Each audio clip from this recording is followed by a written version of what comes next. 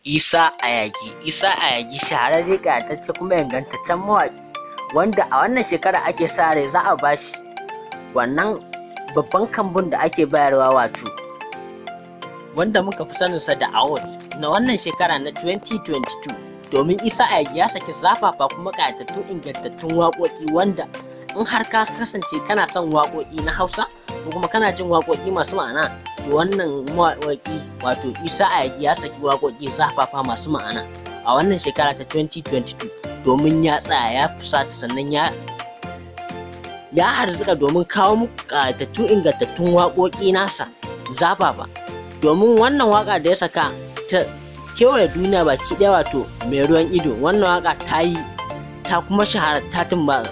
Assalamu alaikum yan uwa, barkanmu da sake kasancewa da ku a cikin wani sabon shiri namu a wannan tasha tamu. A yau mun ɗauko wannan ƙayatacce ingantaccen mawaƙi wato Isa Ayagi. Isa Ayagi ya kasance ƙayatacce ingantacce fusataccen mawaƙi wanda a wannan shekara ya yi waƙar da in har ka kasance ka ji wannan waƙa to za ta burge ka, kuma sannan za ta sa ka a cikin nishaɗi, sannan kuma ta burge ka. Shi dai Isa Ayagi ya kasance ya daɗe yana yin waƙa, domin ya ba wa waƙa gudunmawa 100%. Yana yin waƙarsa ne da salo da darasi masu tarin yawa a cikin waƙoƙinsa, da nasiha sannan kuma da wa'azantarwa.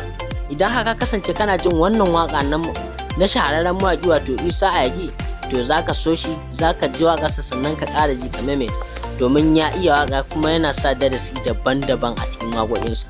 Kada mu shagala sannan mu sha'afa da a manta da danna mana wannan alamar ta sharing da kuma comment, da kuma yi mana community a sauran group a sauran YouTube channel naku.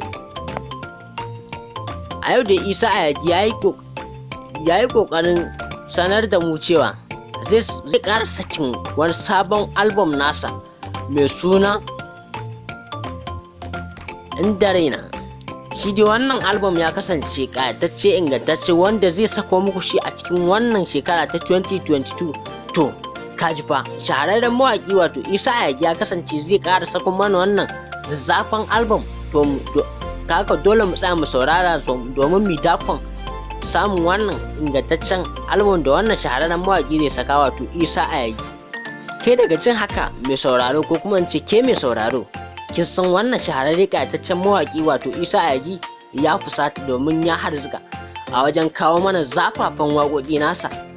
To ku ci gaba da bibiyar mu a cikin wannan tasha ta mai suna Almara 24 TV domin samun ƙayatattu zafafan waƙoƙin wannan shahararren mawaƙi wato Isa Ayagi. Kada ku manta da yi mana like da comment da kuma sharing da danna mana subscribe da alamar nan